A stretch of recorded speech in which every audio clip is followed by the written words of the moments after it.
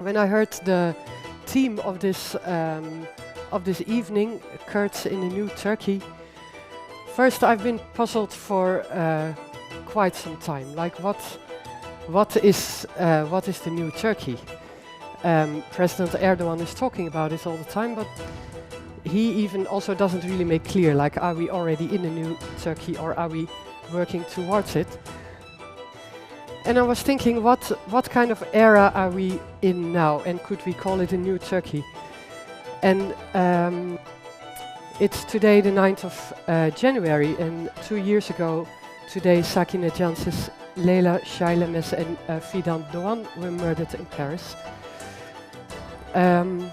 You could call it an incident, like a coincidence that this is today and I can refer to such an important and brutal murder. But the fact is, there are many days in the year that you could have held this conference and I could refer to some political murder on some Kurds that was important in the history for Kurds. You have to excuse me, I've been coughing for 2 weeks, it's almost over. But last month I was at a conference in Brussels, and one of the speakers there was the lawyer who was involved in the investigation into this murder.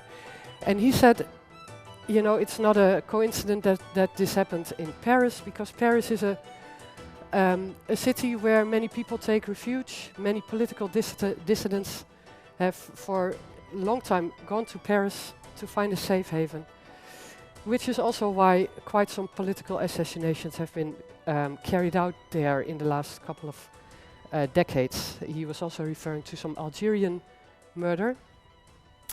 And he said the problem often with these murders is that these are carried out by secret services of states that Turkey is friends with, which makes it very difficult to really investigate these murders properly and to really come up with answers and to really solve the murders. And he had very good reason to think that in this case it was the same.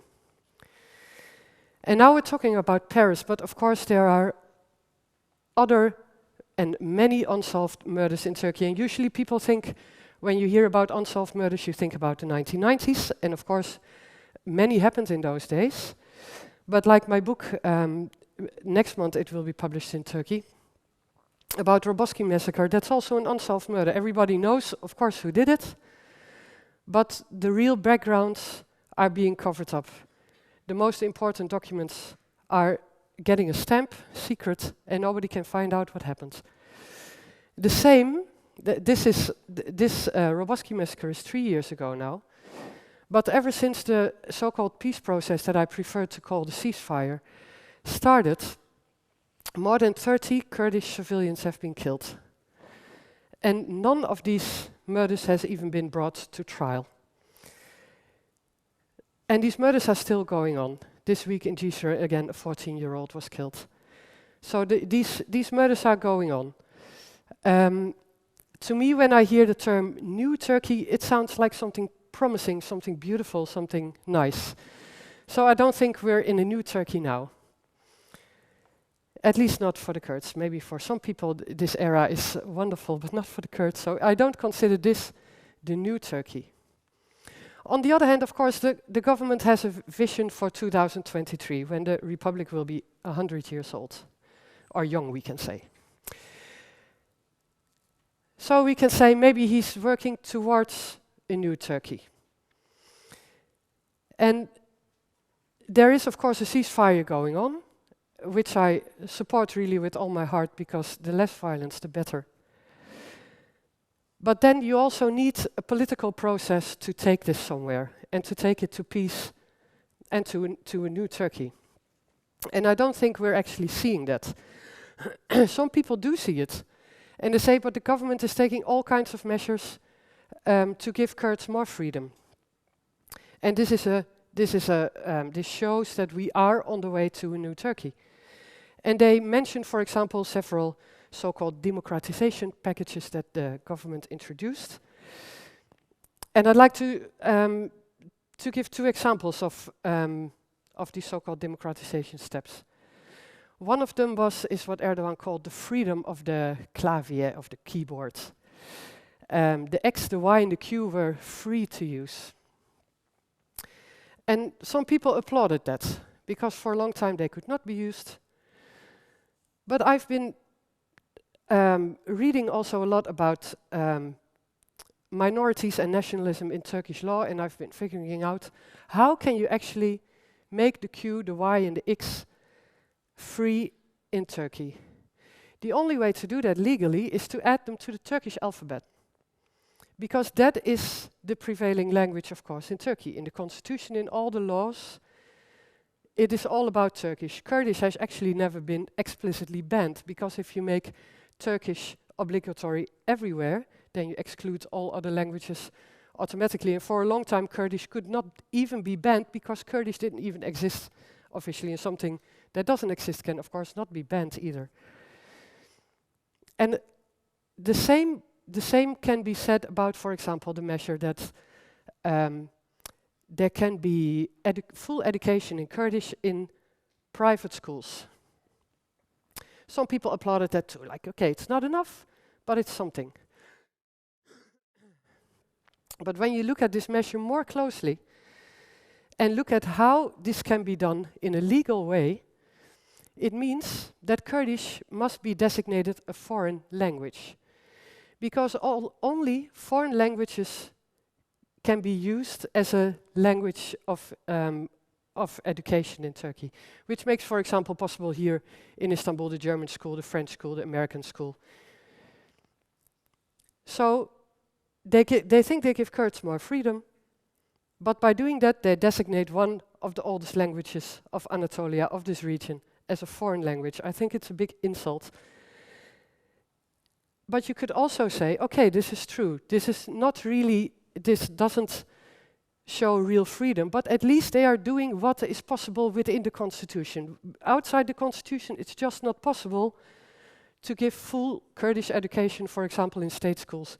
Of course, it's not true, it's not possible in the current constitution. But then you have to change the constitution. The AKP has been talking about that for years, has done absolutely nothing. Yet they have, of course, had this commission in parliament, in which all the parties in parliament were present and talking about a new constitution. But I don't think that was a sincere effort to change the constitution. It's like, you want to abolish apartheid in South Africa, and you give the white boeren a crucial vote in doing that, meaning it's never going to happen. 3 of the 4 parties in the commission were based on Turkish nationalism, and with that kind of mentality, you cannot create a good constitution. So what would have been needed is a leader of this country who says, okay, we need to tackle this problem. Everybody who wants in can work with us. Everybody who doesn't want it leaves the room, and we're going to solve this problem. But we don't have such a leader, unfortunately. So I think we're also not really on the way towards a new Turkey, not like it's going now. And the ceasefire is, I think, rather solid, and something really dramatic would have to happen before that dissolves, and I don't see that happening. But it's not leading to a new Turkey. But then what is Erdogan actually working on? And what you read in the media, and what Erdogan himself also gives many examples of, is that we're actually going sort of back to Ottoman times. He's referring to those days all the time. He's behaving more and more like a sultan. And he wants to introduce Ottoman language again in schools. And you could actually say, if you know a little bit about the position of the Kurds in the Ottoman Empire, you could actually applaud this. Because the regions that are now in the southeast of Turkey, they were becoming part of the Ottoman Empire around 1500. But at the time it was, of course, a very tribal society, with very many clans who were also fighting among each other.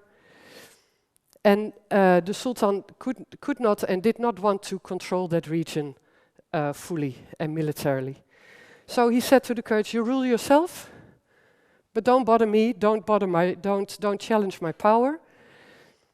And you don't have to pay tax, you don't have to send your boys to the army, but don't attack the empire, you'll be part of the empire.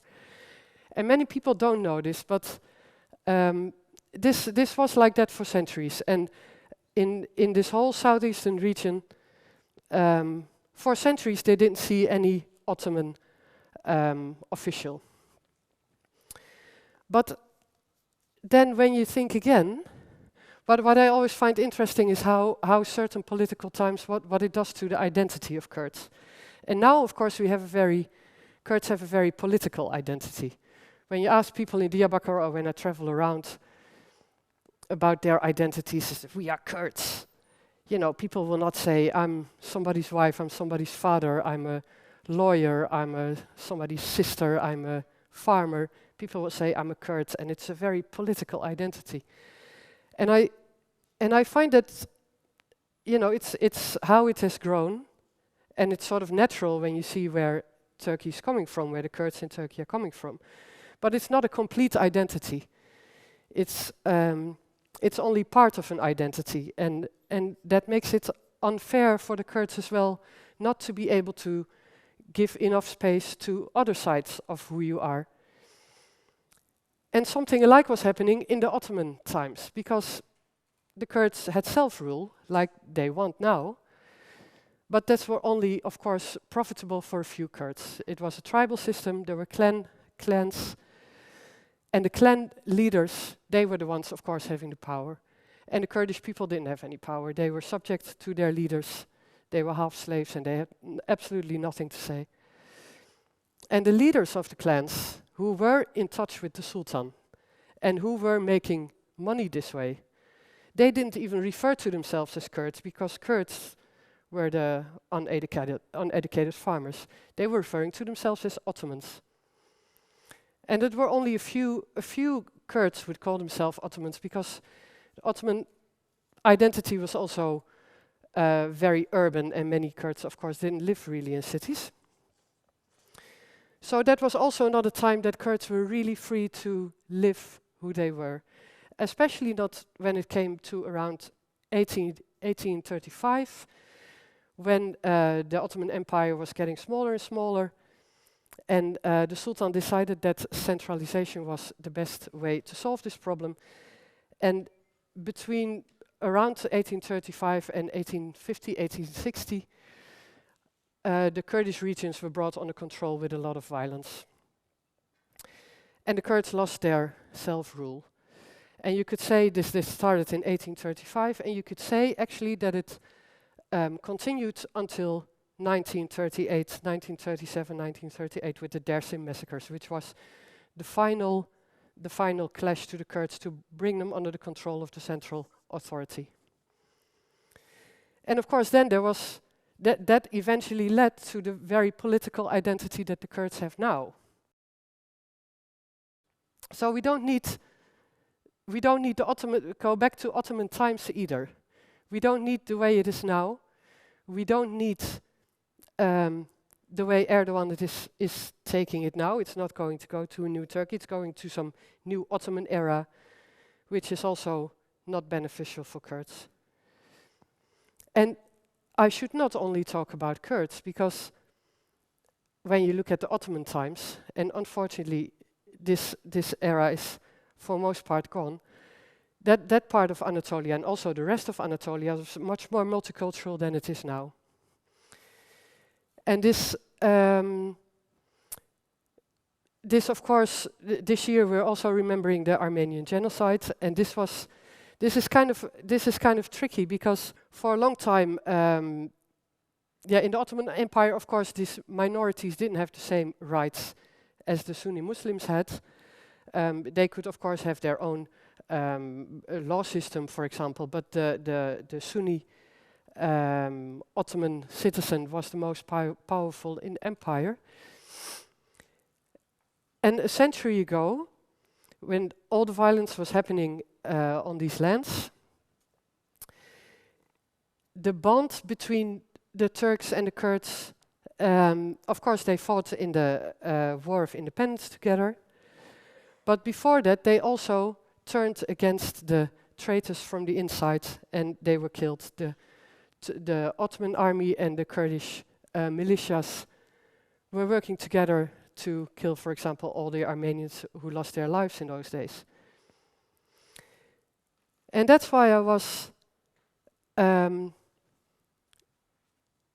shocked or disappointed when I was at Nevros in Diyarbakir, where the speech of Öcalan was read out to the immense crowds. And I heard Öcalan making a reference to Kurds and Turks living together under a shared Islamic flag. And I thought, why is he saying that? He was saying all kind of good things about how every people living in this country would be equal and live in fraternity together. He said all these nice things, and then he said the Kurds and Turks bonded by the Islamic flag. I thought, why? I still don't know. The only person I can ask is him. But I don't think they will let me board on the boat to Imrale. So for now, I cannot have this question answered. But I think that is kind of I think that's kind of dangerous, actually. And I also think that, for example, the many Alevis who are in the PKK were not really happy about that. At least what I heard about it is that many people in the PKK were unhappy about it. By the way, Sakine Jans, one of the ones who was murdered, was also an Alevi. So we have to be very careful about this Islamic bond. And I was wondering if Öcalan also is somehow wanting to go back a little bit to those Ottoman times when the Turks and the Kurds were finding each other in this Islamic unity. I don't think that's what we need. I don't think we need more religion when it comes to the new Turkey. I think we need less religion, even if it's Islam or Kemalism. I consider Kemalism sort of a religion too. We don't need those in shaping a new Turkey. We should get rid of them, actually. And everybody should find the belief that he or she wants to believe in. Either it be, you can be Islamic, you can be Alevi, Christian, or nothing at all, whatever you like. And that is the new Turkey that we need, and where the Kurds could really be themselves. And the only way to do that, of course, is to get a new constitution. I don't see it, of course, happening before the next elections. After that, it depends, of course, very much on how, with which numbers the AKP will win the elections. But if they win big time, there will probably suddenly be very quickly a new constitution. And Erdogan will say finally he lived up to his promise of giving Turkey a new constitution, but it will definitely not be the constitution we need, because it will still be a constitution like it is now, protecting the state and the ones who have power in the state, instead of protecting the citizens. So we need a much more liberal constitution. And when I earlier referred to Öcalan's Nevros speech, that one little sentence still haunts me. But for the rest, he showed a rather beautiful picture of what this Turkey could look like. And I've also been thinking about, many people still say like, yeah, but the Kurds or Öcalan or PKK, eventually they still want to have their own country and they don't want to stay in Turkey. I don't think that's true. It's rather clear already since the 90s that is not the official, not the goal anymore of the Kurdish movement. And it is because they have really said goodbye to this concept of the nation state. Like they say, it's an old concept. We need to go beyond that to build some country on one ethnicity, when the whole region is actually compiled of people of different ethnicities. And we're not talking only about a solution for Turkey, but also, like the previous speaker said, for the regions who are very much under threat now of Islamic extremists, which are also regions which are inhabited by different ethnic ethnic groups. And we've seen now what forced nation states, which Turkey is also, because the Turkish identity was also shaped, what this can lead to. So we don't need that. And what sort of convinced me also, and what I found very clarifying when I was thinking, like, why I always ask Kurds when I travel around all the time, and I often ask Kurds, like, deep in your heart, do you want deep in your heart, don't you want a country? And they're always so very patient. They say, yeah, it's a dream somewhere deep inside, but maybe the granddaughter of my granddaughter will live this, you know. It's like and sometimes I want to grab them by the shoulders and say, like, why don't you want this, you know? Why don't you? And to my kind of frustration, many people always just repeat what Öcalan says, and then I want to hold them by the shoulders again and think for yourself. But this is what they say, and what they really also, when I have longer talks about this is really what it comes down to. Like, we don't need this nationalism anymore. We need peace. We need to see everybody as a human being. But what really convinced me, and what was really another look at the situation, was when I heard what Musa Anter, a Kurdish intellectual, once said. He was murdered by the state in '92. He said, if we had our own country, we would have to give up Istanbul and Izmir. Nobody can ask from the Kurds to give up Istanbul and Izmir. We fought for those cities too in the independence war. So we're not going to give them up. These are our cities too. And I thought, hey, this was another perspective than what you usually hear, and I found it rather interesting. So I am convinced also not only that this is really what the Kurdish movement wants, but I also am rather convinced that this is kind of the only concept that could give freedom to the Kurds, to give them freedom to be who they are. And I hope that when peace is reached, and when I ask people, how do you see yourself, that not 100% or almost 100% will say, I'm a Kurd, but that people come up with other identities too, that other parts of them will have more space to flourish as well. And not only Kurds, by the way, also other groups who live in this country. Also Arabs, for example, who are in Turkey rather invisible. And all the other groups everybody's always talking about, but also the Turks, because they have not been rather free as well, especially last few years. It's of course gotten worse again.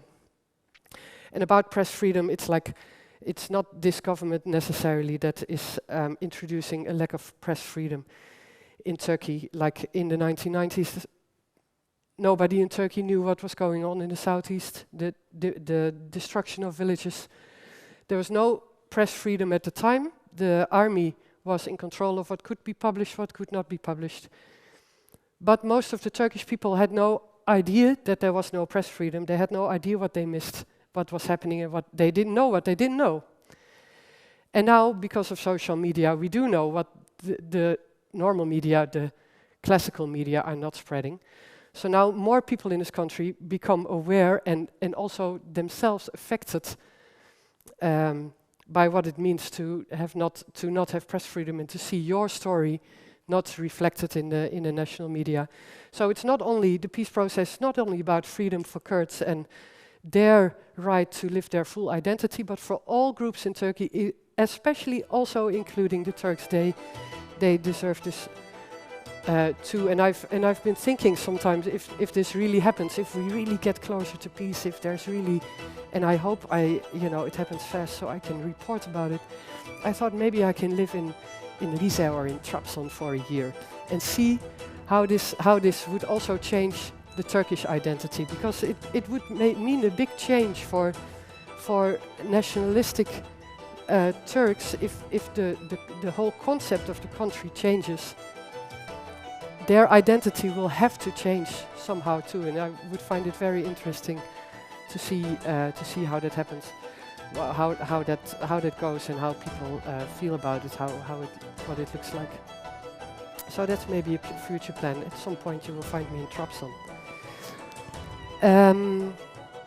So this is what peace for me is about. It's often called a human rights matter, and it is, but I think human rights eventually boil down to identity and to have the full freedom to live who you are. And I think that this concept that the Kurdish movement is standing for